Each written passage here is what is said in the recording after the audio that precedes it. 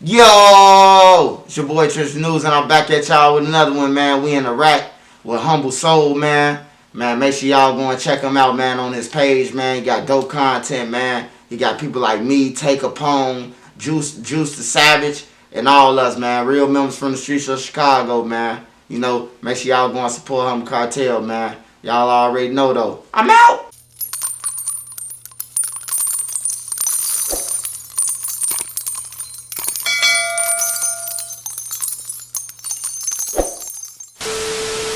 A Humble Soul, we checking back in, man. Another exclusive. You know what I'm saying? We broadcasting live from the Midwest once again, Illinois. Trenches News, man. What's going on with you, bro? What's up, my boy? Shout out AHumbleSoul, man. Hey, man, thank you for taking the time out to chop it up with me, dog. You know, I've been following your platform for some months now. I know you've been doing your thing longer than that, but me really catching wind of you, man, after seeing a couple of interviews and going back and doing my research and just listening to your message, man, your stories.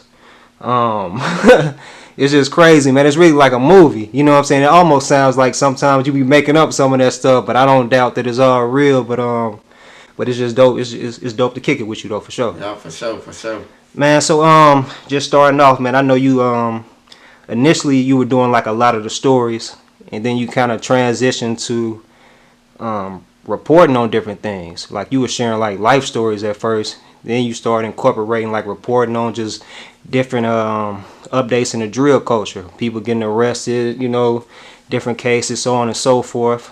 Just a mix, man, and more and more recently, you know what I'm saying, I'm seeing you talk about like the FBG duck case. You know what I'm saying? I saw an update today about them catching a sixth person, the THF Teasy or something like that. There's linked to the case, man, and you being somebody who was connected to FBG at one point in time, on the outside looking in, man, like how does that make you feel, man? Just seeing like people linked to O Block locked up, you know what I'm saying, and now somebody from THF, you know, just on the outside looking in. How does that make you feel, man? Aside from just reporting on it, bro.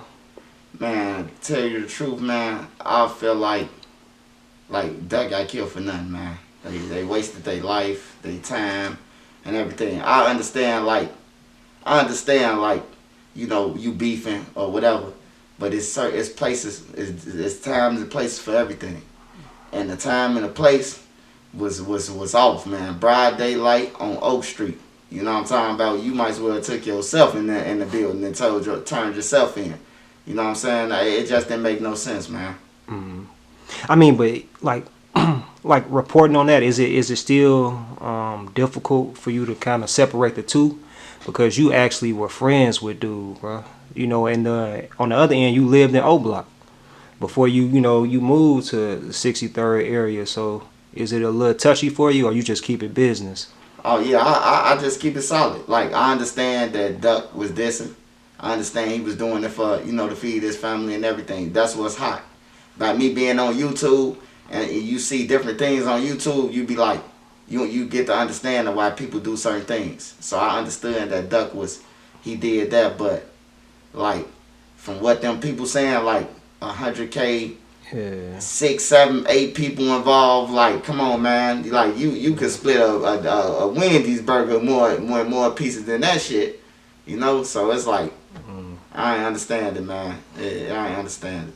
Why did you call him, bro, the O Block Sloppy 5?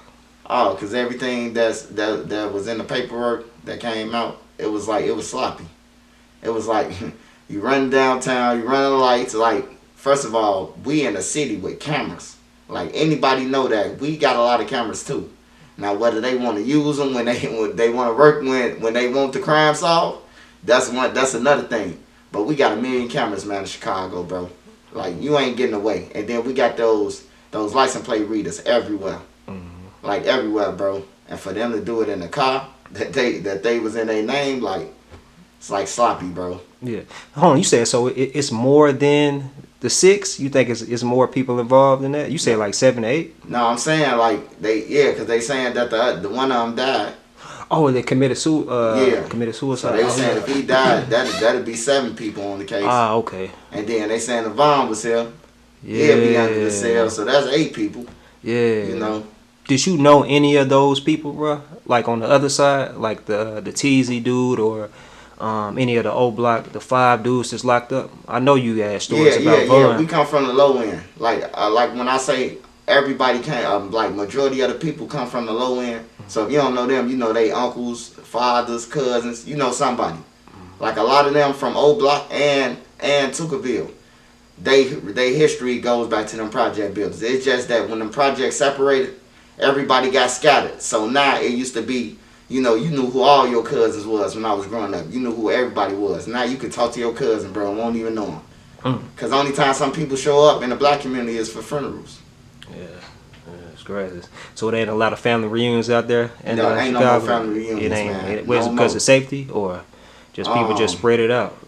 Yeah, it's like family ain't family no more, man. It's like family, the chain dropped on family. When you say family, like the chains have dropped, bro.